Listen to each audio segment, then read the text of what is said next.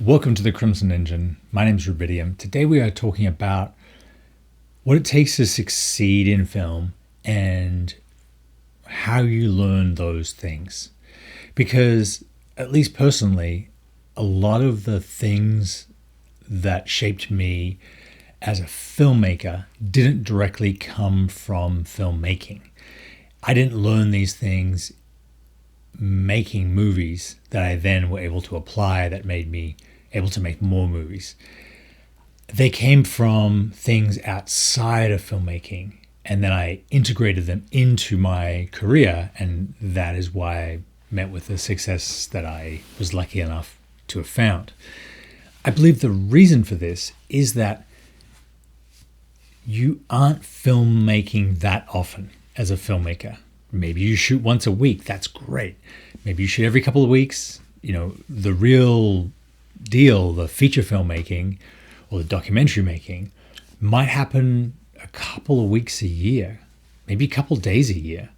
And so it isn't a big enough part of your everyday life to actually teach you well how to do it. The people who try and learn on films often show up and get outmatched by the demands of the task. If you have other things in your other things in your life that allow you to learn those lessons, learn those skills, then you can show up to film already proficient, already skilled, so that you can make the most of the opportunities you have on set.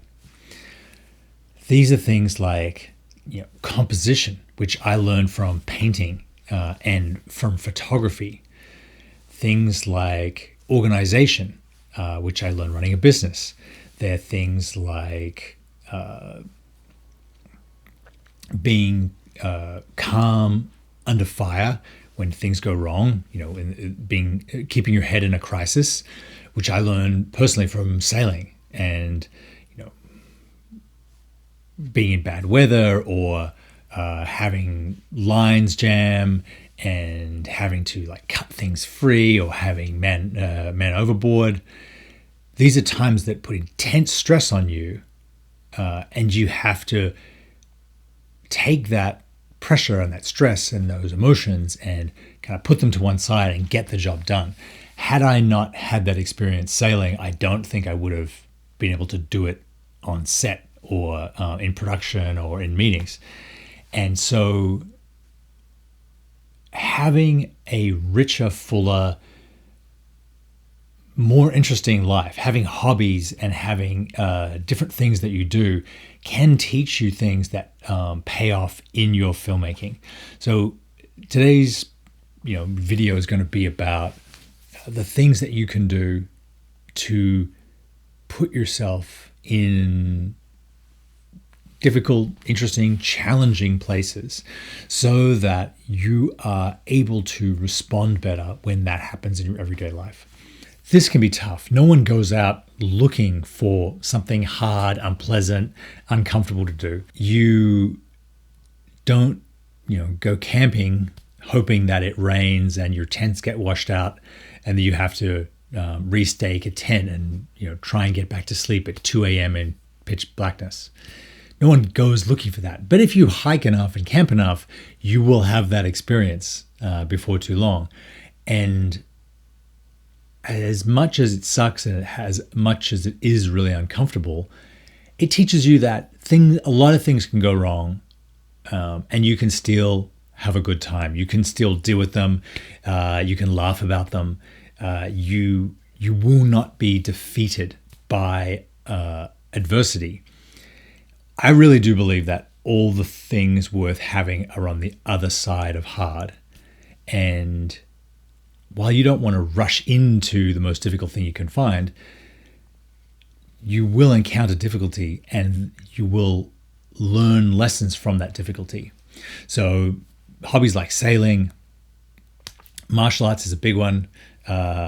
You suck at martial arts more than you when in the first 2, 3, 4 years of doing it, but showing up consistently, going again and again, especially in a martial art like Brazilian Jiu-Jitsu or like boxing or something that involves live sparring where you are setting your skills against someone more skillful than you, maybe someone bigger than you, maybe someone faster than you, and you have to just kind of lose and try and think as you're going through that experience, how can I do this better?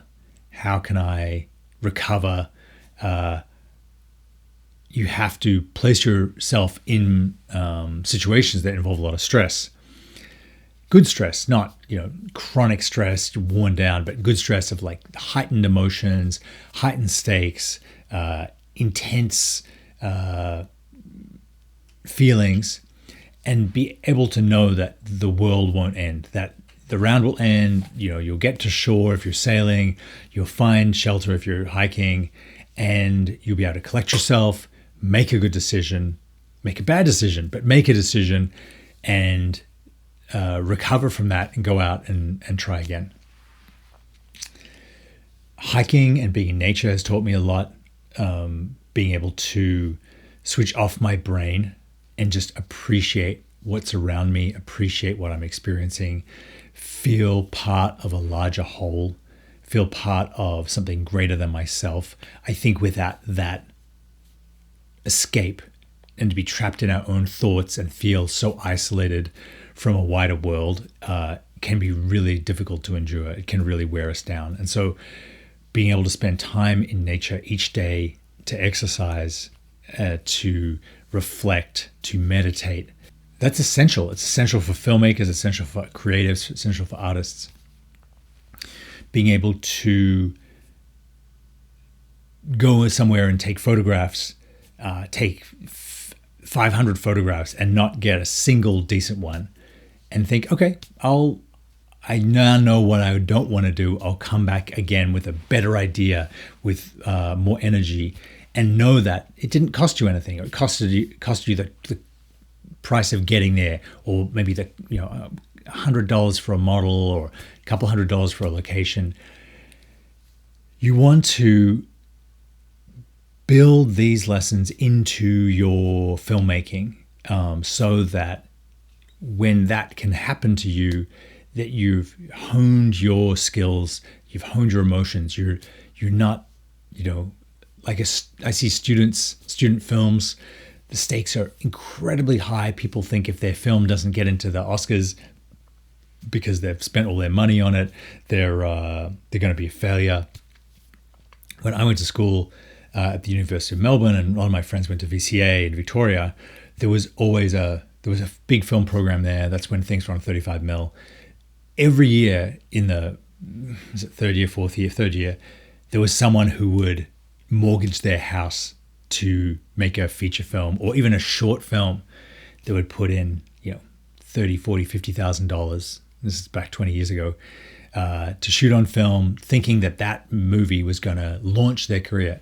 Some of them, maybe it did, but most of the time, they were placing a huge bet just on their ambition, not on the fact that they hadn't done this before. They had done short films, very small things. They hadn't had the experience. They hadn't got the hours. They didn't